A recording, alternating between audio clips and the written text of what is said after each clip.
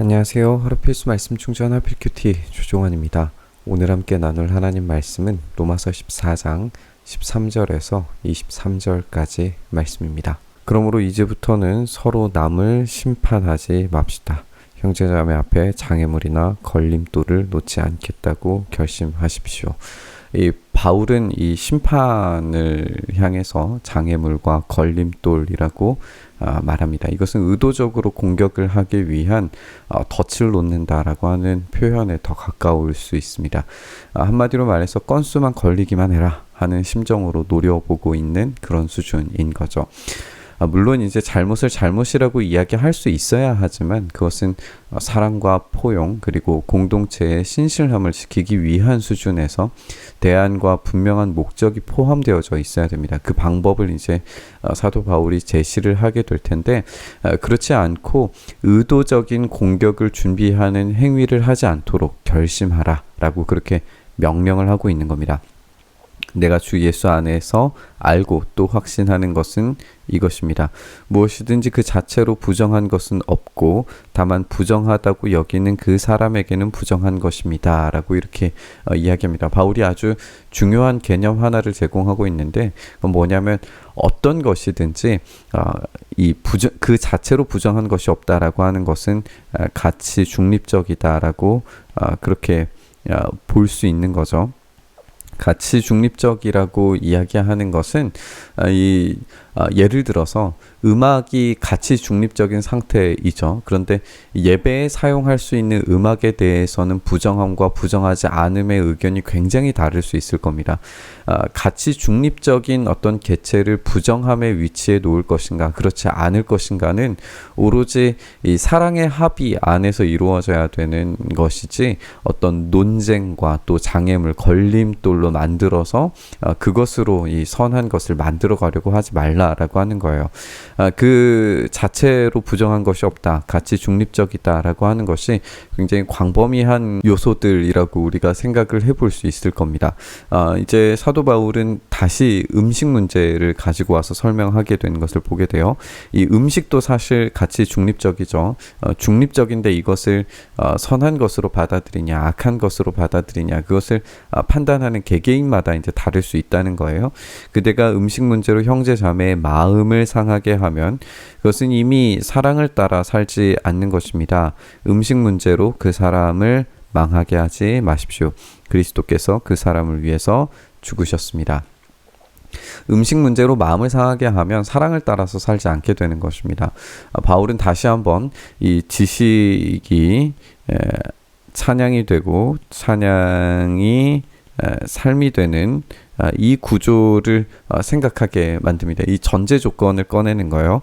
이 지식은 가치 중립적인 대상에 대해서 이 옳고 그름에 대해서 판단할 수 있을 겁니다. 하지만 그것보다 훨씬 더 먼저 있어야 할 진짜 참된 지식은 사람들, 이 공동체 안에서 경험하는 이 그리스도인들은 예수님께서 살려주신 그 사람을 위해서 기꺼이 목숨을 내어주신 바로 그 사람이라고 하는 그 지식을 다시 한번 소환하는 거예요. 가치 중립적인 대상들에 대해서는 함부로 판단하고 정죄하는 것은 자신이 예수님의 위치보다 더 위에 서겠다라고 하는 말이 되기 때문에 그런 문제들에 있어서 사랑으로 접근하라고 그렇게 조언을 하고 있는 것이죠.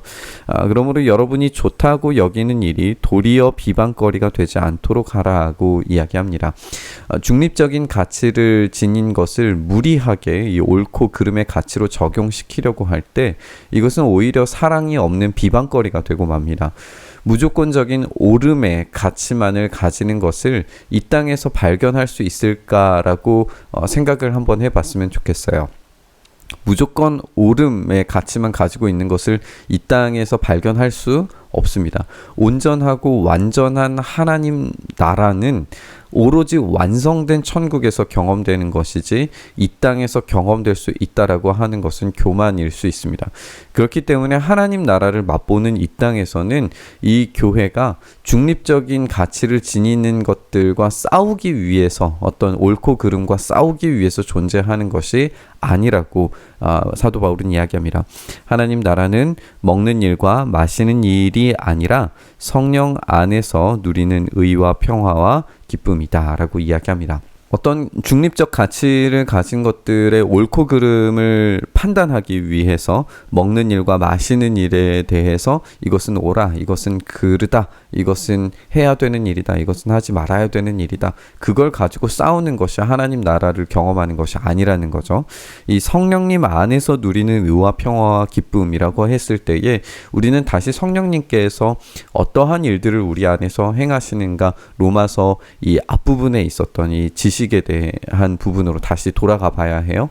5장에서는 소망을 부어주시는 분이셨고 8장에서는 우리가 다 알지 못하는 것까지도 대신 간구해 주시는 분이시고 그리스도의 죽으심과 다시 사심을 고백하게 하시는 분이 바로 이 성령님이십니다.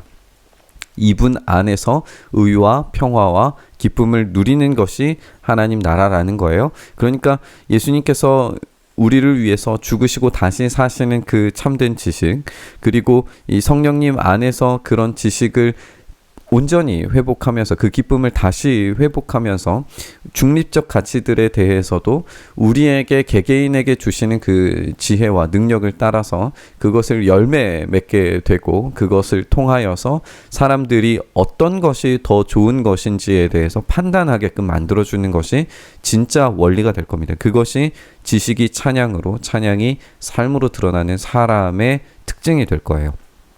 그리스도를 이렇게 섬기는 사람은 하나님을 기쁘게 해드리고 사람에게도 인정받습니다. 이렇게 사는 삶을 살았을 때에 하나님을 기쁘게 해드릴 수 있고 사람들에게 이 인정을 받을 수 있는 거예요. 중립적 가치를 하나님 나라 안에서 재발견할 수 있는 사람은 하나님과 사람에게 인정을 받을 수밖에 없습니다. 이것을 이 화평과 덕을 세우는 일이라고 그렇게 사도 바울이 이야기하고 있는데 이 중립적 가치를 평가하는 일에서 새로운 대안을 제시할 수 있는 지혜를 하나님께서 주실 수 있어요. 그런데 그 지혜가 앞에서 말한 것처럼 어떤 강요된 지혜가 아니라 자신의 대안적인 어떤 삶으로, 지혜로, 알미 찬양으로, 찬양이 삶으로 이어진다면 사람들이 그것을 보고 인정되게 만들 수 있어요. 사람들은 이 지혜를 보고 어떤 부족한 이해에서 더 깊은 이해로 나아가면서 자기 스스로의 잘못된 판단을 의심하게 되고 그 의심은 더 나은 선택을 질투하게 만들 수 있습니다. 우리가 이전 본문에서 살펴봤던 것처럼 이 질투가 진리를 향한 어떤 질투가 있을 수 있다라고 함께 나눴었어요. 이 동일한 것을 한번 적용해 봤으면 좋겠어요. 더 나은 대안이 있다면 그것을 우리가 어떤 옳고 그름을 가치 중립적인 대상들을 향하여서 이 옳음을 강요하는 방식이 아니라 더 나은 방식을 선택하고 그것이 하나님의 어떤 이 의와 기쁨과 화평을 더 깊은 방식으로 살아내는 삶이 있다면 이 삶을 사람들이 질투하게 될 것이고 그 질투된 삶을 살기 위해서 그 더 나은 대안을 사람들이 선택하게 되겠죠. 그랬을 때에 하나님을 기쁘시게 그리고 사람들에게 인정받는 삶으로 나아가게 될 겁니다. 결국에는 이 지식과 찬양, 삶이 연결된 이 대안적 삶이야말로 진짜 예수님께서 우리에게 요구하시는 순종이 될 것이고 성령님께서 우리에게 보여주시는 삶이 될 겁니다. 그래서 우리는 결국에 이 서로 화평을 도모하는 일, 서로 덕을 세우는 일, 이 대안적 삶에 대한 간절한 열망이 있어야 돼요. 하나님이 이렇게 놓으신 것을 음식 때문에 망치는 일이 없도록 하십시오. 이것이 옳고 그르다에 너무 많은 집중을 한 나머지 진짜 우리가 누려야 하는 이 덕을 세우고 화평을 도모하고 참된 기쁨과 영생에 대한 소망이 있는 그 기쁨이 넘치는 삶을 포기하지 말라라는 거예요. 모든 것이 다 깨끗합니다. 그러나 어떤 것을 먹음으로써 남을 넘어지게 한다면 그러한 사람에게는 그것이 해로운 것이 되고 맙니다. 고기를 먹는다든가 술을 마신다든가 그 밖에 무엇이든지 형제나 자매를 걸려 넘어지게 하는 일은 하지 않는 것이 좋습니다. 그대가 지니고 있는 신념을 하나님 앞에서 스스로 간직하십시오. 자기가 옳다고 생각하는 일을 하면서 자기를 정죄하지 않는 사람은 복이 있습니다. 그러니까 하나님 앞에서 스스로 옳다라고 생각하는 것을 그대로 실행하면 됩니다. 남에게 강요하는 게 아니라 실행하는 거죠. 그것을 통해서 자기 스스로 내가 하나님 앞에서 정직하게 살고 있다라고 하는 온전한 판단이 든다면 그것으로 복이 있는 삶이 될 겁니다. 그런데 내가 이렇게 사는 것이 옳은가? 저 사람이 정말 더 나은 선택, 더 나은 대안을 가지고 하나님 앞에 더욱 정결한 삶을 사는 것은 아닐까라고 하는 그런 질문이 스스로에게 든다면, 의심을 하면서 그런 식으로 먹는 사람, 또 여기에서 이 먹는 것은 가치 중립적인 모든 것들을 다 포함시켜 볼 수 있겠죠. 먹는 것이든지 마시는 것이든지 음악이든지 미술이든지 뭐든지 다 포함되는 이야기입니다. 의심하면서 어떤 일들, 가치 중립적인 일들을 하는 사람은 이미 단죄를 받은 것이 되는 거예요. 나보다 더 나은 대안이 있다면 그것을 질투함으로 하나님께 영광, 그리고 사람들에게 인정받는 더 나은 대안을 위해서 그 참된 지식을 찬양을 삶으로 나아가는 이 부끄럽지 않은 참된 복을 지닌 사람으로서 그렇게 살아갈 때에 그것은 복 있는 사람이 되겠지만, 그렇지 않은 사람, 의심하면서 내가 진짜 더 나은 자리에 있을까라고 하는 그런 의심에 놓여진 사람은 믿음에 근거해서 한 것이 아니기 때문에 이 믿음에 근거하지 않는 것은 다 죄로서 자기 스스로에게 정죄되는 거예요. 그러면 더 나은 선택을 선택해야겠죠. 우리는 본문 말씀에 따라서 이 중립적인 가치를 함부로 재단하고 판단하면서 때로는 정죄하는 데까지 이르는 어떤 불필요한 교만에 대해서 생각해 봐야 됩니다.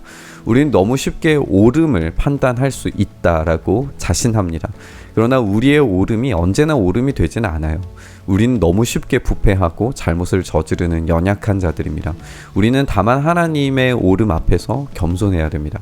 우리가 하나님 나라를 경험하는 것은 이 옳고 그름에서 오는 것이 아니라 삶과 증명된 사랑에서 온다는 것을 기억했으면 좋겠습니다. 그 안에서 화평과 덕이 세워지며 더 나은 대안을 질투하고 또 선택할 수 있도록 만드는 이 십자가가 더욱 탁월한 선택지라는 사실을 잊지 않았으면 좋겠습니다. 사실 그것이 현실 세계에서 매우 힘겨운 싸움과 고군분투의 과정을 겪어야 된다는 것은 두말할 필요가 없습니다. 하지만 그것을 위해서 우리 주님이 오신 것이라면 우리는 기꺼이 그 십자가를 지고 알미, 예배와 삶으로 증명된 그 대안을 제시할 수 있어야 됩니다. 오늘 본문 묵상하면서 겸손하게 그 참된 알을 실천할 수 있게 해주시기를 간절히 구하면서 묵상의 자리로 나아가시죠. 주님, 그렇습니다. 우리가 아는 것에서 그치는 것이 아니라 그것을 옳고 그름의 영역에서 그것을 따지고 드는 데에 우리의 너무 많은 에너지를 소비하는 것이 아니라 그 참된 대안, 그 예수 그리스도의 십자가를 지고 살아가신 그 놀라우신 그 사랑에 입각해서 우리의 가치 중립적인 것들에 대하여 주님께서 살아나신 그 놀라운 대안적 가치들을 우리의 삶에서 표현해낼 수 있고 살아낼 수 있고 기뻐할 수 있고 즐거워할 수 있도록 주여 우리의 마음에 그런 넓은 진리에 대한 소망과 위로를 허락하여 주시옵소서. 그 알미, 찬양과 경배의 자리에서 우리의 삶에 깊이 경험되게 하시기를 간절히 바라고 소망하며 우리 주님 예수님 이름으로 기도드리옵나이다. 아멘.